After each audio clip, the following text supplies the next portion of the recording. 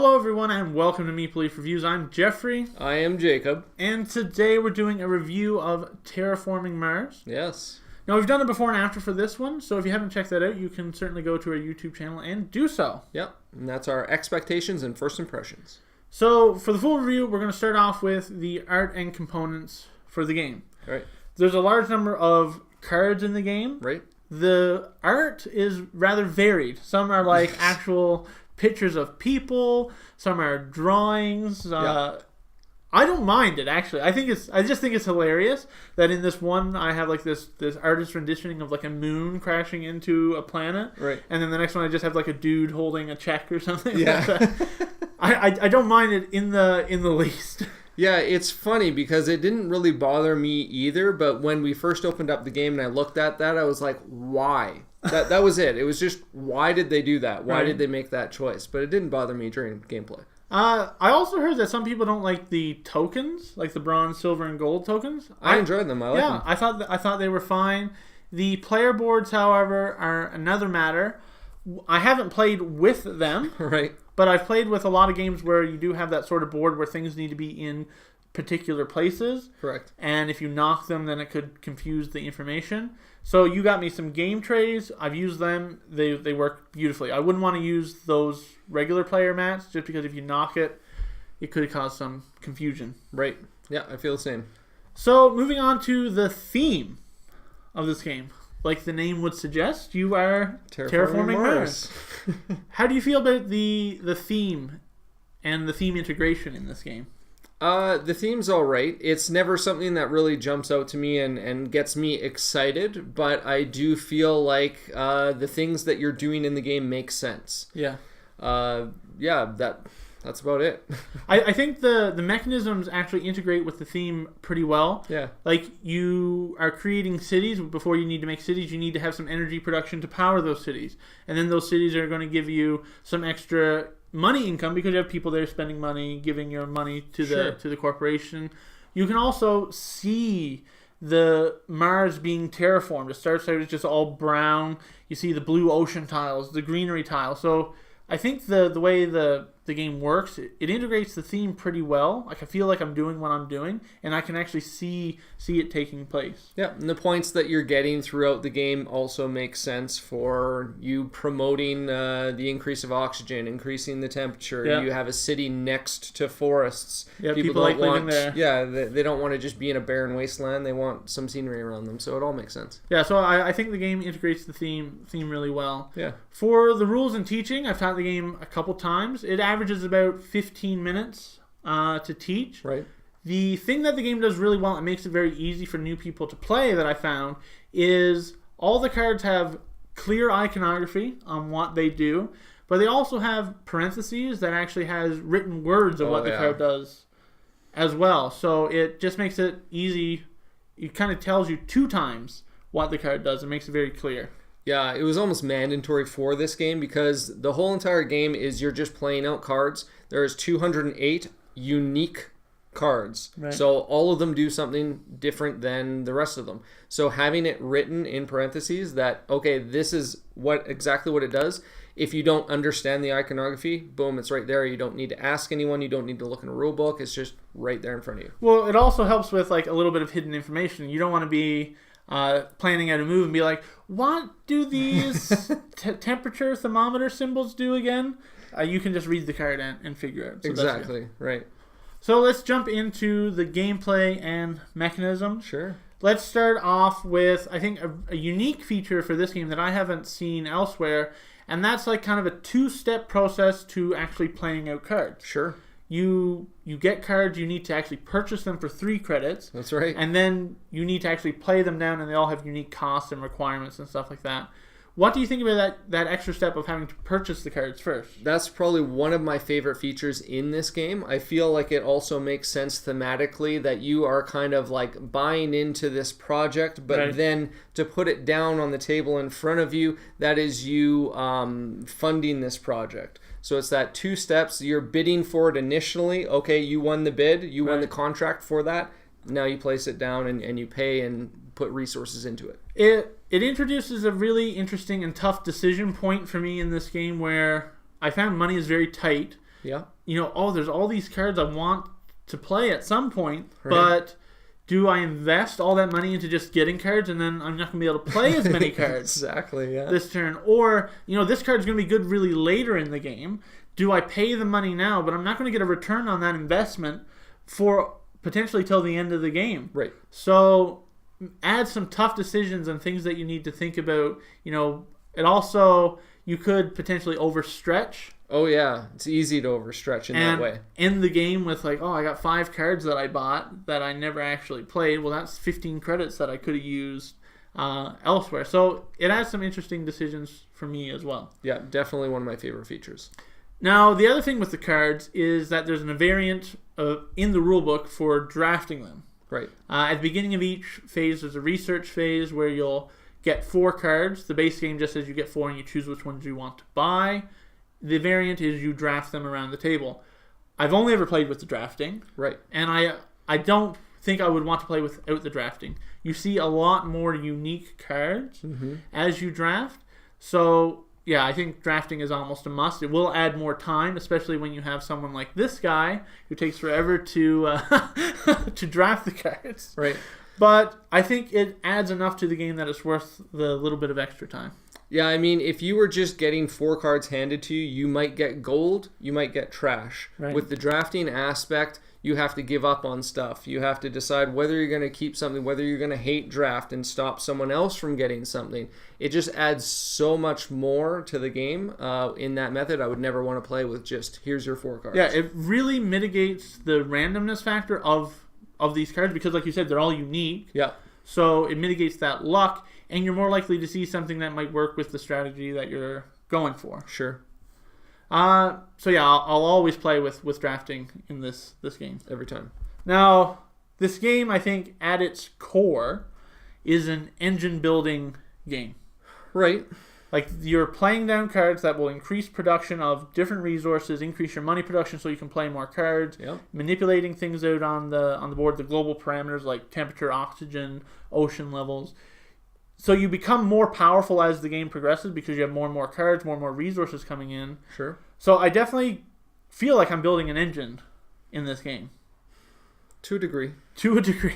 For whatever reason, the building up your resources seems like less of an engine. That's just like, okay, I'm increasing my income, and the engine to me is more the cards that you're putting down on the table that are activating certain abilities. Right. And maybe that income is fueling that to a degree.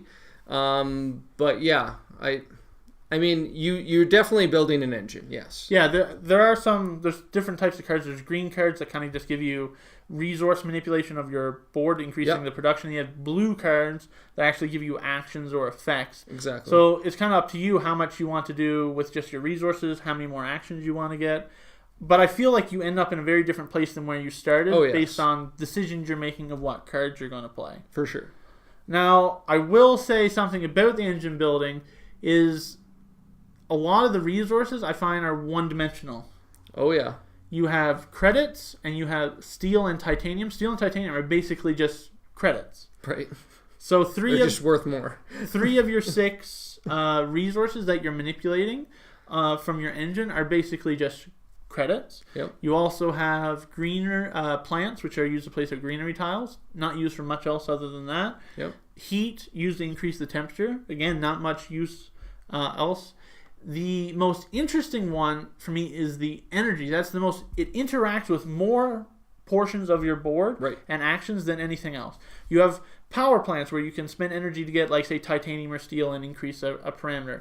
You need it to place out cities. You need it to play some of the other cards to decrease your energy production because you're actually fueling these things. Yep. I wish that the game had more interlocking of the different other resources than just, hey, 3 of them are basically coins, the other 2 are one's for greenery, one's for temperature. I wish that they were all as interesting as the energy production was. Yeah, I agree. Energy has some variables. I almost always go for energy in each game that I play just because it is interesting, whereas the other ones is just like, well, this is all you can do with this. That's the only thing. Sometimes you end the game and you just have like all this resource of one thing because you didn't have any cards that you could influence with it. So you're just like, well, I can't do anything else with it. Right.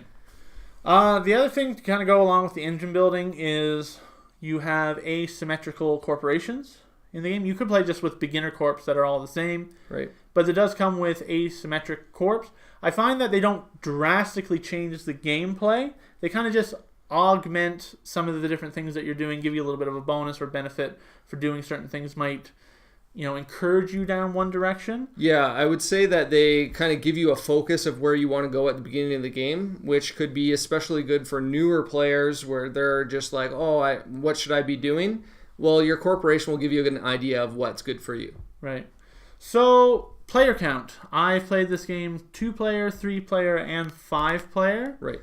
I found the 3 and the 5-player, I was actually quite surprised that the time it takes to play the game is about the same length, regardless of that player count. Right. Because you have more people trying to increase the same parameters. Yep. The game doesn't scale. It's not like you need to do less in a 3-player game. So there's more people helping out, so the game kind of moves a little bit faster. Sure. So that was actually pretty good, but I think really the sweet spot for me is going to be 3-player. I don't really like the 2-player, even with the drafting, because I don't see as many cards. So I think 3 is kind of the sweet. The other thing about 3 and 5 is because everybody is helping out with the different global parameters, you don't feel like you get to do as much in that game. You're doing a less portion of the game in the 3-player, or in the 5-player than in the 3-player. Yeah, I've only played with 3, 4, and 5, or 3 and 5. 3 and 5. And 3-player was fine. I feel like there's maybe a little more interaction with 5-player, but also more downtime. Right.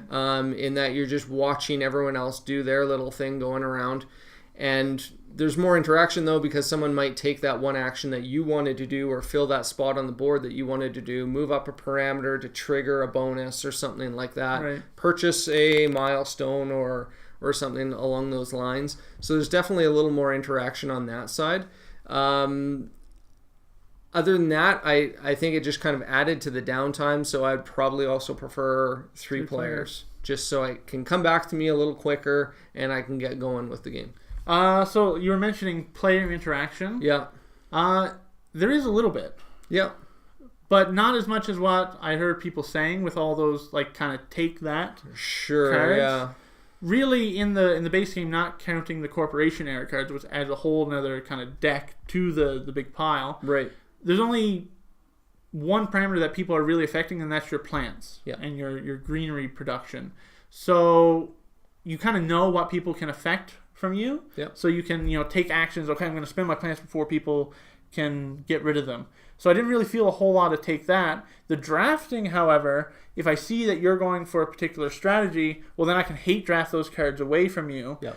So I found a lot more interaction. But in doing that, you didn't really know that I was doing that.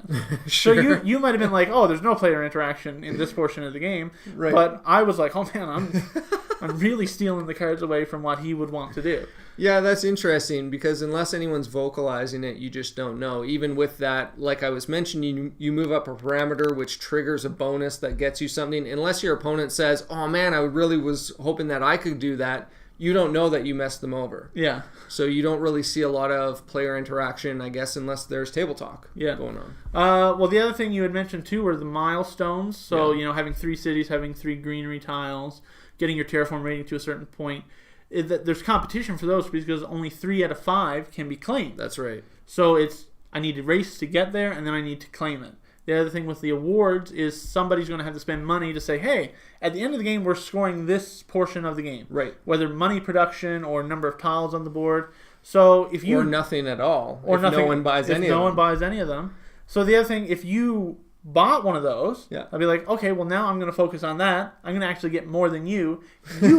You paid for us to score that, and now I'm going to score more points than you. Right, yeah. So there's a little bit of player interaction there, I find, as well. Sure, and that's probably my second favorite feature in the game is the player interaction just with that milestones and endgame scoring. The other thing that I wanted to mention was on your turn, it's not just a one action. Right. You have the option to take 2 actions on a turn, which I found just gives that option to kind of do a little bit of a surprise move. Yep. oh, you didn't think that I would be able to claim this milestone? Well, I build this and now I claim it. Yeah. So it's just a little bit more of that I'm able to pull off a couple moves that maybe you didn't see coming. Yeah, and I like that as well. I think if it was just one action, I might like the game a little less. Right. So, are you ready for the final thoughts? Sure. And rating? Let's do it. So, I really like a lot of what this game is doing. I like the theme. I really feel the theme coming through. I like kind of building my little engine. I feel different than other people at the table. Okay. However, I feel like a lot of the engine building is just one-dimensional. Oh, yes. I'm building up steel so that I can get a discount on certain types of building cards. Building up titanium, get a discount on this. So I wish there was a little bit more interaction between all the different parameters. So I still enjoy it, but I just wish that there was a little bit more going on in the whole engine building process. So for me, I'm going to give this game an 8 out of 10. Okay.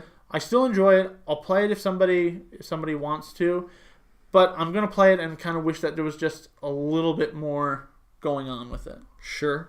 I agree with you. I believe the game is fairly linear. I also feel the game is just kind of holding your hand the whole time and telling you what to do.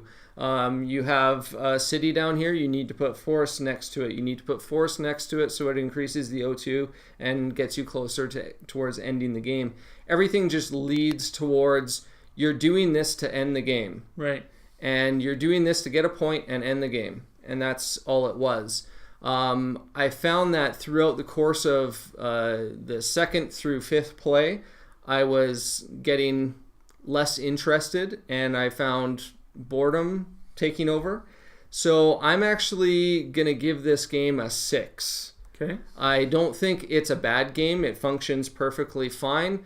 It's not a game I would ask to come to the table regularly, but I also wouldn't turn it down if it showed up, once a month or something like that. I'd be like, yeah, okay, let's give this a shot. Right. And I also felt that strategy, that like everything just kind of funneled down to this one thing. Everything you do, no matter what it is, it's leading to this one point, game over, and that's it. So I didn't feel like each play I was doing something drastically different. Yeah, and I kind of had a little bit of a different experience. Whereas I kind of found the game was like I wanted to do the same thing each game. Sure. But then I kind of forced myself to do something different each time because it's very easy to like, oh, I want more money. Right. And it's like I'll just do these things to get more money, and then whereas I'm like, okay, I'm going to focus on this game, or I'm going to focus on something else. Right. So yeah, I can definitely see that. I didn't feel it as much in the game, but yeah. Cool. Well, that is Terraforming Mars. All right. Don't forget to go down, hit the like button, subscribe to your YouTube channel. We always love it when you do that. We sure do. And in the description down below, that will lead you with a link to our website where you can listen to our podcasts where we talk about games for 3 hours. All right. We'll see you guys next time. Take care.